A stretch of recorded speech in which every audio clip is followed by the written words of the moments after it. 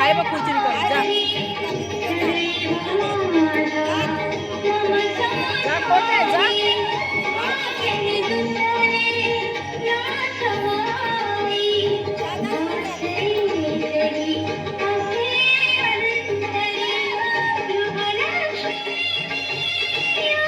खाली वाकून जा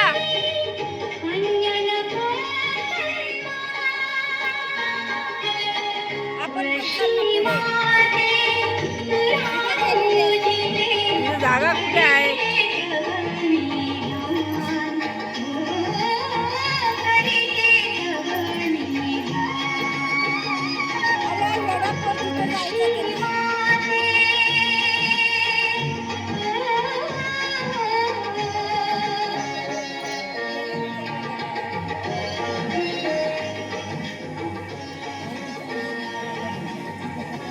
अरे पुढे जा दादा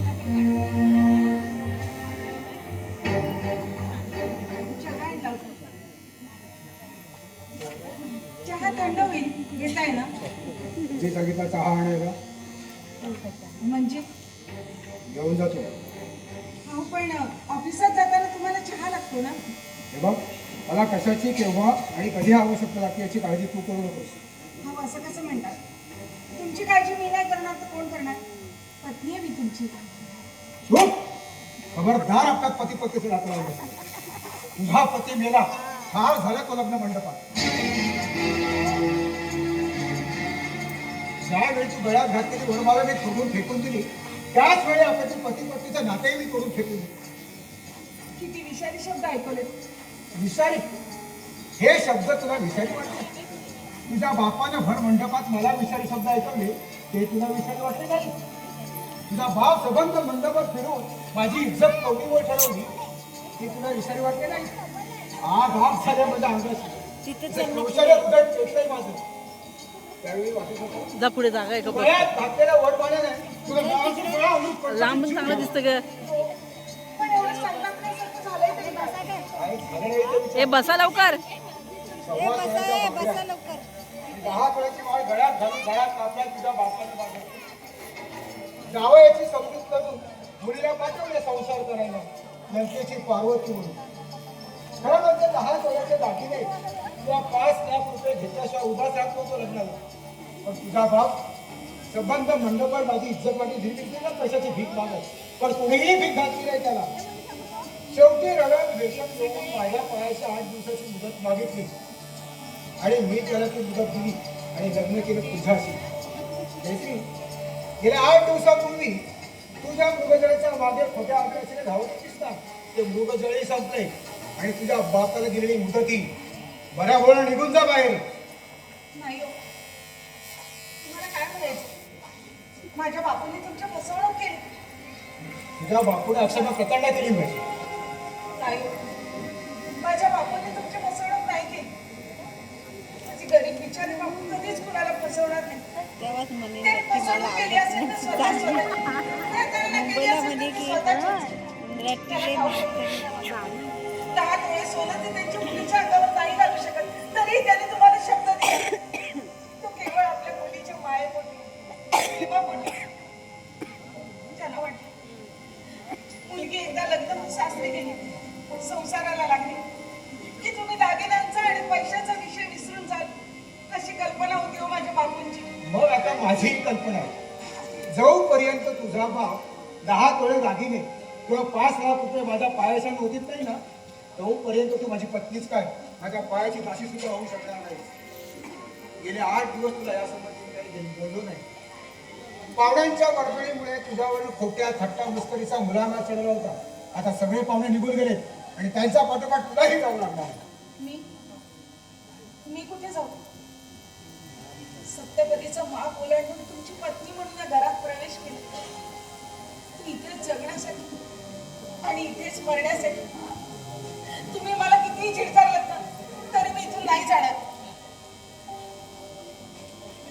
येते. तुझ्या दुर्दैवाची कथा आणि माझ्या अपमानाची व्यथा सांगायला तुला माहेरी जावंच लागेल. माहेर? कुठलं माहेर? ज्यावेळी या घरामध्ये मी माळ ओलांडून प्रवेश केला त्याच वेळेला माझं माहेर दुरावलं मला. आता हेच माझं सासर आणि हेच माझं माहेर. तुमच्याशिवाय मला कुठलंही सासर नाही, कुठलंही माहेर नाही.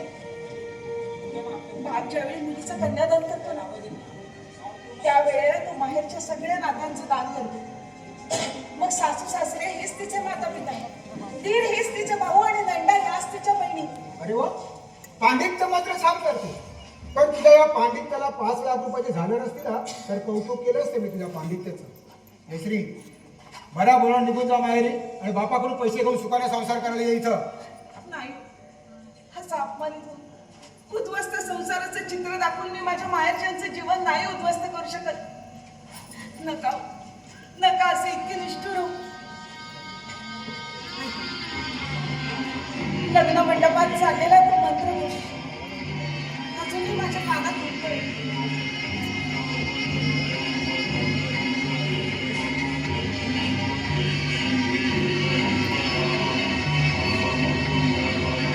ब्राह्मणाच्या मुखातून बोललेले ते पवित्र मंत्रघोष अजूनही माझ्या अंतरात बसले.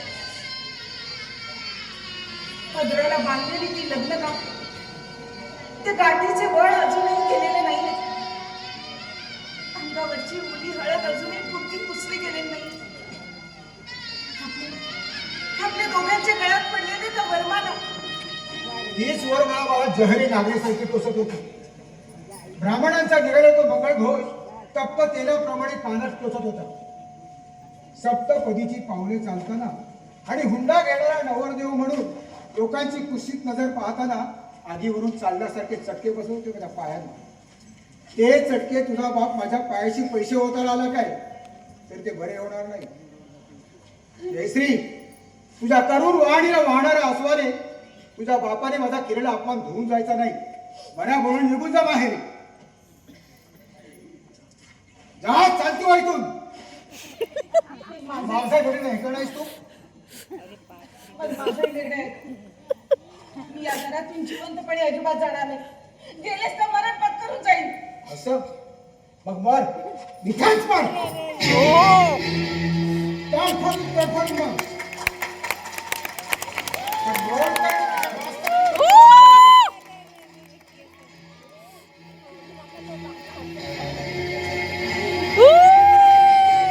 एक नंबर. काय पाठांतर होतं.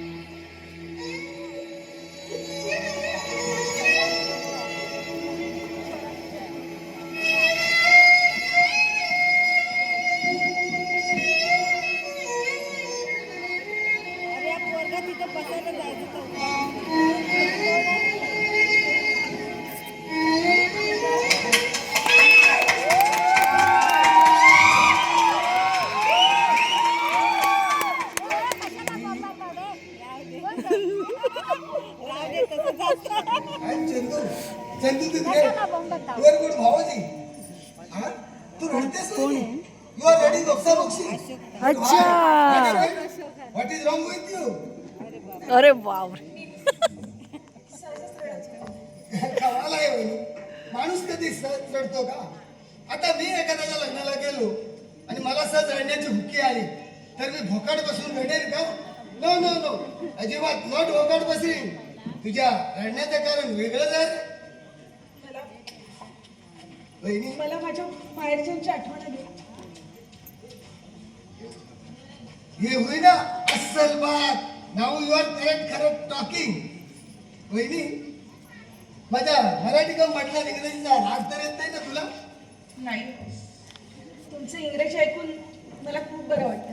पण मला राग येतो या इंग्रजीचा. भयंकर राग येतो. वाटतंय इंग्रजीच्या पुस्तकाची पानं तराटर फाडावीत आणि त्या चरेवाला विकावी.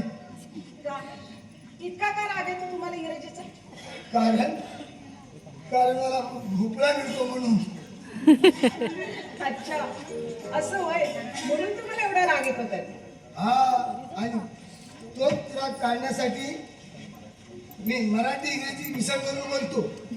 वहिनी, प्रोफेसर इंग्रजी शिकवायला लागला की तुम्हाला वाघासारखा दिसतो आणि व्याकरण शिकवत असता भयंकर जबड्यापासून गिरायला येणाऱ्या राक्षसासारखा वाचतो. त्यावेळी वाटतं ही सगळी पुस्तकं त्या सरण्याच्या तोंडावर फेकावीत आणि धूम पळत सुद्धा कॉलेज बनवून. मग का नाही करत असं? No no no no, I am not caring तसं. बिकॉज माय ब्रदर इज आडवा येईंग तोंड घासली. मी एकदा दादाला म्हटलं, दादा मी कॉलेज सोडतो. तर भोपळ्यावर डोळे मोठे करून म्हणाला, चंद्या लाज नाही वाटत असं म्हणायला. 2 वेळा आपली खाल्लीच कॉलेजच्या फर्स्ट इयरला. कॉलेज शिक्षण सोडून काय कुठं भीक मागायचंय का भांडी घासायचंय?